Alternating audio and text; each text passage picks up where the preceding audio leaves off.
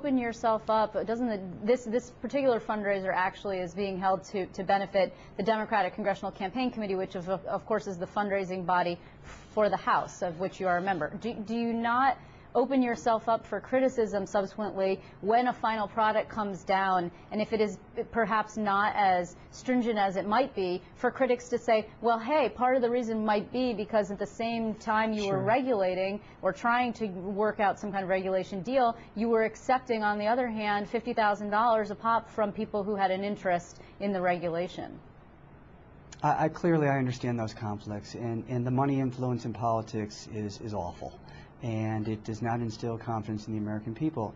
But the reality is, you know, until it changes, you've got to raise money to support candidates that, whether they're individual candidates or campaign committees. But I clearly understand where the confusion and the potential conflict comes into place. But what we really need is serious campaign finance reform, not public financing of campaigns. Simple rules that say you restrict the amount of money that you can spend in a given campaign.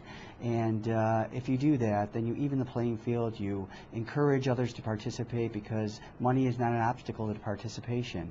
Right now, the amount of money that I have to raise is obnoxious, and I despise this aspect of the job, but it's a very real part of it as well. Now, you're not going to this fundraiser this evening in the city?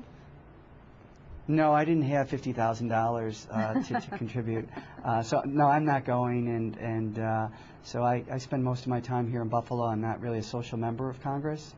I don't linger there. I come back to Buffalo every single week because for me it's a reminder as to why I'm in Washington, to represent my community and to try to do the best I can to help it realize economic self-sufficiency. Before I let you go, let me just ask you, in terms of the political lay of the land in New York, actually, I mean, Obama came to New York. It's a very blue state, and actually he's probably likely to carry it again as he did the last time, unless there's some kind of presidential primary or something we don't know about going forward. But the more immediate concern is these midterm elections and the battle for Congress, of course. And there are a number of hot races in New York. I mean, do you believe that New York, last I checked, the D2C, which is that Congressional Campaign Committee, had about 8 races on the watch list. That's a lot for a blue state like New York. Do you believe that the Democrats are going to lose seats this year in this state?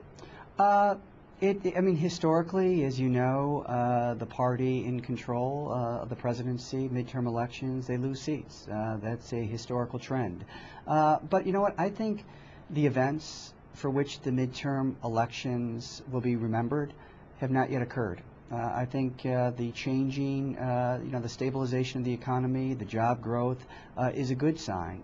It's sustained at least for the previous 3 months. I suspect that will create more jobs, perhaps over 300,000 jobs in the month of May. If we can sustain economic growth moving forward, it will show that the policies under this administration and a Democratic Congress are in fact working.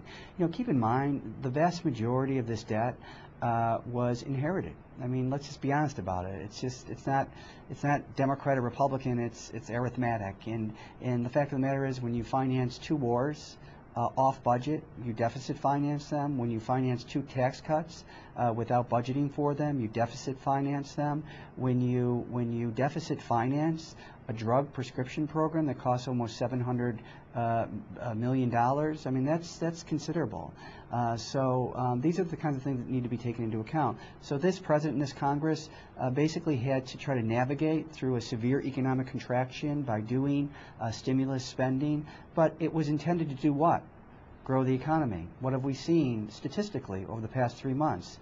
Job growth in February, job growth in March, job growth in April. The question is, can we sustain this? And I think we can moving forward. And I think that will change substantially how people view the midterm elections. Well, the question is, of course, whether it's going to be in time for people to actually feel that at the point when they really start paying attention this summer and go to the voting booth, and we shall see, of course. And Congressman Brian Higgins from the Buffalo, I really appreciate you joining us this evening to discuss the president's trip. Liz, next time, can you try to do something about this earpiece thing I have to put in? I'm so sorry. Thank you. I'm so sorry, Congressman. No, it's okay. It's not your fault. It's not even yours. We'll work on that. Thanks for having me. Thank you.